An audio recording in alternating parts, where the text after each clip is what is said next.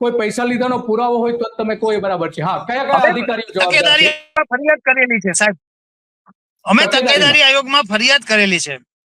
તકેદારી આયોગમાં, અને એ તકેદારી આયોગે પૈસા લીધા ભ્રષ્ટાચારની. સાંભળો. તકેદારી આયોગમાં તમે ફરિયાદ કરી છે પૈસા લીધા હોવાની?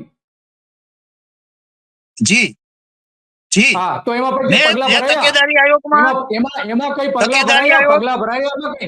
હા, યસ. એમાં એવી રીતનું લીધું છે કે પીવીઆઈ કહેવાય ને, પ્રી વિજિલન્સ ઇન્ક્વાયરી. જ્યારે આ રીતનું હેન્ડ ટુ હેન્ડ ન હોય, પૈસા ભ્રષ્ટાચાર થયો હોય, હેન્ડ ટુ હેન્ડ ન લીધા હોય, તો એસીબી લાગુ નહીં પડે. એટલે એસીબી વાળા એ છે એ એવી રીતનું આપણું ડિપાર્ટમેન્ટલી તપાસ આપી. એનું અત્યારે ઈપીડી એટલે કે એનર્જી એન્ડ પેટ્રોકેમિકલ્સ ડિપાર્ટમેન્ટ સાહેબ, એની પાસે સમજી ગયો. બીજા કયા અધિકારીઓ જવાબદાર છે? જેટકોના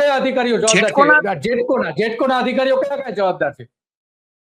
જેટકોના ત્યાર પછીના આપણા અધિક્ષક ઇજનેર, એટલે કે સર્કલ ઓફિસમાં જે અધિક્ષક ઇજનેર હોય તે જવાબદાર. સુપ્રિન્ટેન્ડિંગ એન્જિનિયર એ આપણે જે તે સમયના કાંજીયા સાહેબ હતા. એમને આ ભ્રષ્ટાચારને એટલે કે ટૂંકમાં આ વસ્તુ કીધી કે ભાઈ અમે તમારું કરી છીએ ને આ છે ને તે છે ને અમે તપાસ કરીશું.